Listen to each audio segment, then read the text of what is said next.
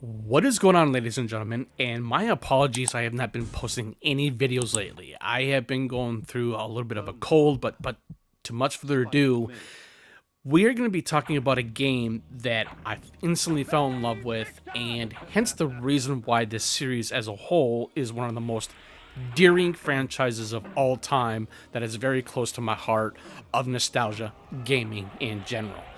This game is called Blood Man Legacy of Kain, and I've been really wanting to talk about this game for a long time, really. And it's been very hard for me to really figure out as to how I'm really going to talk about this game in general and most of consensus of everything, because this game really did a tumultuous type of way how this game series came to be, and as a whole, to where Blood Man Legacy of Kain is the very first game in the Legacy of Kain series.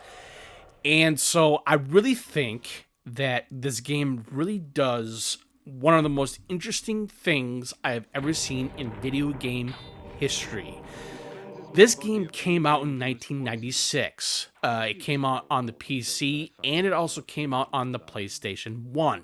You can get this game through GOG. I believe that you can also get it through other services like the PlayStation Store through the backwards compatibility on the PlayStation 3, or you can play on your PS2, which is other backwards compatible as well to PlayStation 1 games as well. So bear that in mind.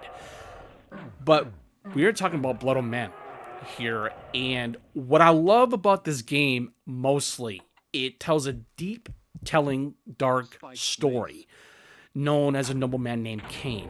He actually ends up becoming a vampire, and who really wants to reclaim his vengeance, who really wants to reclaim his dignity to a certain degree, but he also wants to be a powerful being. And we actually end up seeing him as what he is in the later Legacy of Kain series of games. You know, much like Soul Reaver 2, Defiance, and Blood Man 2. With those games in mind, and in general, is that Kain plays a tumultuous role in these game series, because he is basically the very first vampire, or one of the very first vampires in Blood Man Legacy of Kain. He was made by Mortanius, which is also known as the Guardian of Death. And that is why I think I fell in love with Blood Man Legacy Kain for the most part, is because this game really just tells a really intricate, well-designed, according to and attention to detail of what a storytelling-driven game as this game is. It really tells a unique story, not just about Kain, but it's the world of Nosgoth. The world of Nosgoth in these games, and in general when it comes to Blood Man Legacy of Kain, that is the fulcrum of this whole entire series. It's not just because of Blood Man Legacy of Kain, but Nosgoth is the legacy of the whole entire world of itself. And that's where this game series, or this Blood Man game series as a whole, and Blood Man Legacy of Kain, really, it all intertwines perfectly. And there is some time travel involved, different types of eras with Nosgoth's universe, and that will not be explained. That'll be much more explained, hopefully a little bit later in more videos with Soul Reaver 2 that I will be eventually be doing as well.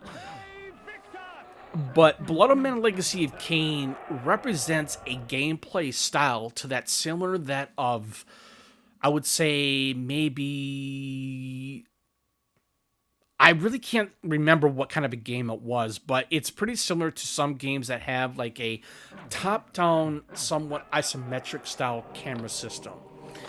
But to a game like this, it works because it isn't, like I previously mentioned, it is an older school type of nostalgic game, as I previously mentioned. So my apologies on that repetition there.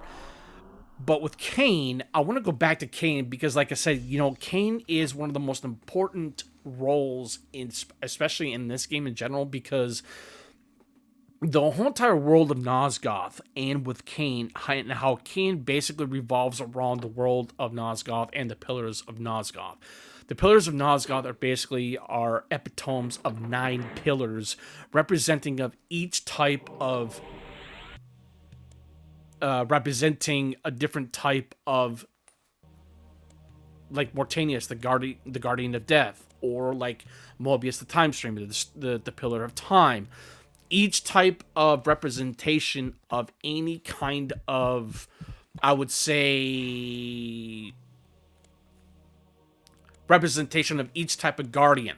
Basically, there are different types of guardians within the world of this game, and each of these guardians are going to be represented by each separate type of pillar of the pillars of Nosgoth. And that's where this game really provides the ultimate balance of where this game is going to go. And what I will say is that I think when it comes to the ending of this game, the ending of this game really depends on Kane's future dilemma of whether if he wants to sacrifice the world of death to be in death and being corrupted and all that kind of stuff and being so dark. But then you also have the choice of, you know, basically damning himself and at his whim and basically healing the world of Nosgoth as well. And that's where this game really provides a sense of not just certainty, but where the story of future games in general. And I think that's the most important thing, in my personal opinion. And that's where I say when it comes to Blood Omen Legacy of Kain, like I said, this game is the pinnacle when it comes to this series. And so I did talk a little bit about the story. I want to talk a little bit of the gameplay. The gameplay in this game, as I previously mentioned, very little love, is that this game really portrays a different way of how Kain is going to utilize his vulgarity, his combat prowess, and how are able to maintain that efficiency and balance of how he's going to go into certain types of combat scenarios. And you are able to turn into a bat eventually once you get that ability. You are able to turn into a lupine, which is all known as a werewolf which is lycanthropy, as we all know in any other types of books or movies or films or TV shows. But that's another thing. What I really love, the gameplay element and surprise of Blood Omen Legacy of Kain, and I think that's where this game really does an amazing job of focusing on that type of gameplay focus and balance to where this game really has its own unique style of play. But as I previously mentioned, the story and the character progression in this game is the most pivotal and the most important thing that you really need to be engrossed in. I think that's where this game is I think that when this game initially launched in 1996, this game launched at a really good critical reception. It did get some mixed reviews. It got some amazing reviews as well. I really can't recall of what the reviewers were saying about this game, but that's all I know. But when it comes to Blood Omen Legacy of Kain, I really think that this game really just does an amazing job of its storytelling. And it has to do, when it comes to the storytelling in this game, it has to do with how Kain is going to vocalize himself in certain types of ways, and how he is going to do like a voiceover of a specific spot or an area of the game. And that it's going to tell you that deep story of that specific area or the world of Nosgoth itself. And that's where I'm saying that this game really does an amazing job of its focal and general consensus of where the story is going to be going in the not too distant future games, which we already have had in the past few years. However, what I really want to say though too, I think Kain, with all the games that I have played, I played all of the games in series, right? All the games. And I would say I think Blood Omen Legacy of Kain is one of my favorites of all of the whole entire series, even though the whole entire series is definitely one of the best series I have ever played, because it's what I previously mentioned. It's the story, it's the amazing characters, it's the way how the character progression really provides of telling that unique, dark, and atmospheric story. But Kain is definitely one of those interesting characters to where he's a very difficult person to really try to not really I wouldn't say unionize, but he's a very interesting character where how he is being brought up as not just as a person, but as a newly formed vampire by Mortanius. And so that's where I'm saying I really think that's where Blood Omen Legacy of Kain really does or outshines itself to where this franchise actually ended up being. You know, being the most important and the most interesting way of telling a unique story, not just with Kain, but it branches off into Legacy of Kain Soul Reaver, which you play as Raziel. He used to be a vampire in Soul Reaver 1 and in Soul Reaver 2, but he got cast down from into the Lake of the Dead, known as the Abyss, in Legacy of Kain Soul Reaver, from Kain and his brethren, and Raziel felt betrayed. But that's going to be, like I previously mentioned, that's going to be in a different video. But however, I just think that when it comes to Blood Omen Legacy of Kain, this game, it's so amazing, and trying to go back and really wondering as to why this game was the most important game of 1996, especially when it came to in an era that this game initially came out. It was breathtaking. I fell in love with this game, and I would really like to tell a little bit of a story, as it were. And this was many years ago, and it was back in 1996, but I believe it was like around 97 or 98. And this is where we still had PlayStation 1 games in that time. I believe we still have some PS1 games out there, but point being, sorry, I went off topic. I went to my electronics boutique, as they were normally called before they eventually became GameStop. I live in Minnesota. And so I used to work downtown Minneapolis. I worked at a health arena club, basically, as it were, in downtown's Target Center. And so what I'm saying is that I went to my local store, electronics boutique, and I was saying, hey, I was wondering if you guys had a copy of Blood Omen Legacy of Kain, which was, like I previously mentioned in this video, that this is the first game in the Legacy of Kain series. And they said no. But they said, well, how about we try to call another store? And they actually ended up calling up another store.